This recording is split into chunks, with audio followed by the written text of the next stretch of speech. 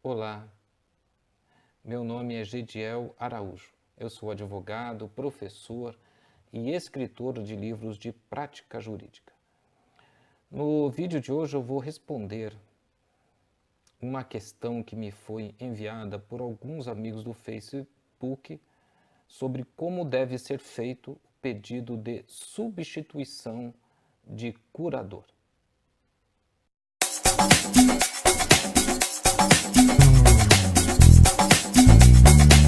De início, cabe observar que o tema não é disciplinado nem pelo Código Civil, nem pelo Código de Processo Civil.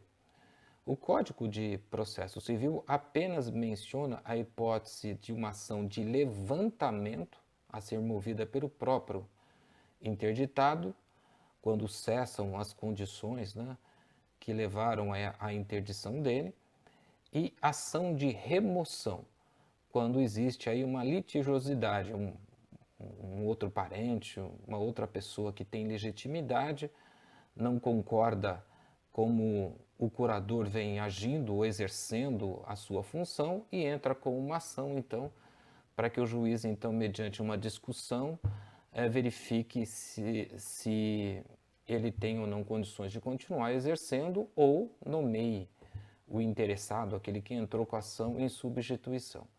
Mas o Código, como eu disse, não disciplina a questão da substituição do curador em razão, por exemplo, do falecimento ou do impedimento do curador, por exemplo, em razão da idade ou de doença ou por uma outra questão, por uma outra impossibilidade qualquer.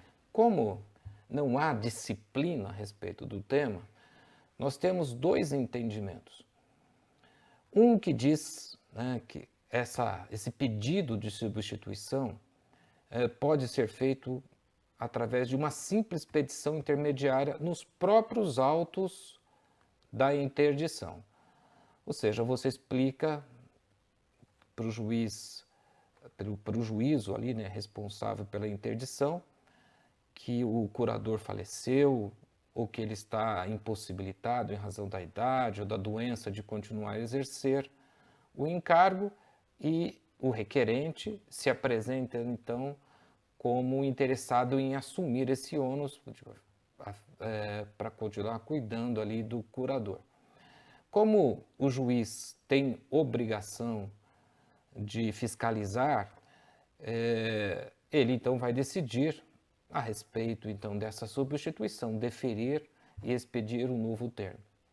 Um outro entendimento é no sentido de que esse pedido de substituição tem que ser feito por meio de uma ação autônoma, ou seja, ação de substituição de curador. Principalmente no caso de falecimento, tendo em vista que, segundo esse entendimento, com o falecimento do curador, há uma extinção da relação jurídica e não teria mais sentido você fazer um pedido de substituição por petição intermediária.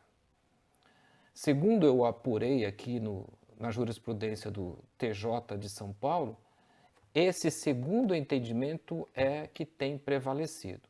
Ou seja, quando se deseja a substituição do curador em razão do falecimento ou de uma outra impossibilidade, deve-se fazer um pedido por meio de uma ação autônoma. Registro que, pessoalmente, os argumentos em favor da necessidade de uma ação autônoma não me convencem. Eu continuo entendendo que o pedido de substituição, quando não há litígio, nesses casos, em razão do falecimento ou da impossibilidade do curador, devem ser ou deveriam ser feitos, principalmente quando o interditado ainda mora na mesma comarca onde foi pedida a interdição, devem ser feitos por uma simples petição. E o meu entendimento se baseia no fato de que quando o juiz decreta a interdição e nomeia um curador, a função dele não acaba ali, ele continua sendo responsável por fiscalizar, por acompanhar aquela pessoa interditada. Pelo menos é o que diz lá o Código Civil. lembrando que essas questões estão mais disciplinadas ali no título da tutela, que se aplica à curatela. Ou seja, o encargo do juiz não se limita a decretar a interdição. Então, uma substituição do curador é uma questão intermediária, uma questão que ele tem obrigação, assim como a prestação de contas, ele tem a obrigação de apreciar nos próprios autos da ação de interdição. Mas, como eu já disse, não é o entendimento que tem prevalecido. Pessoalmente, eu acho que o argumento da ação autônoma de substituição de curadela é um argumento fraco e mais fruto mesmo da vontade inconfessável dos julgadores de evitar o desarquivamento, evitar aquele trabalho de ficar tratando sempre aquela questão no processo que causa um pouco aí de trabalho. Então e mesmo porque as pessoas estão sempre se mudando, então se prefere tratar essa questão em processo novo, autônomo. Eu acho até que é essa mais a motivação inconfessável. Mas, pelo que eu pesquisei, o entendimento dominante tem sido o sentido de exigir, qualquer que seja a situação, e eles até se socorrendo da disciplina que existe, né, a respeito do pedido de remoção, pedindo aí então que se entre com uma ação autônoma. A minha recomendação para os colegas que têm que fazer esse pedido é que procure investigar aí no seu estado, na sua comarca, qual é o entendimento. Se o entendimento é no sentido de se fazer uma petição intermediária, que é o que eu defendo, ou se o entendimento é no sentido de se entrar com uma ação autônoma, pedindo a substituição. Há também, peço o Vênia aqui para registrar, um entendimento de que se o interditado mudou de estado, de cidade, o pedido, aí sim tem que ser feito através de uma ação autônoma, é da competência de aonde o interditado está, ou seja, a fim de favorecer o interditado, mesmo que a ação seja em outro estado, em outra comarca, que se faça então através de uma ação autônoma, juntando-se obviamente cópia da sentença de interdição.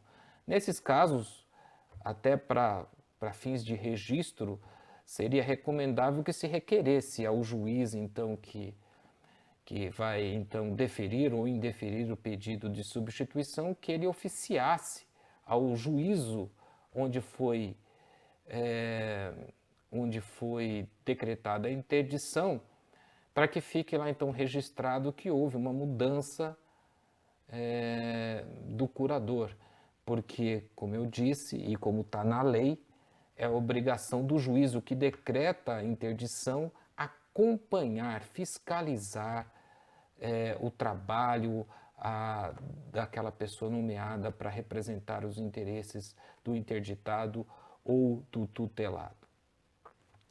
Fica aí o registro da minha opinião sobre o tema.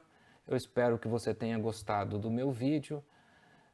Deixe também, já que é uma questão controversa, deixe aqui também nos comentários a sua opinião para que possamos aí discutir e aprender sobre o tema juntos.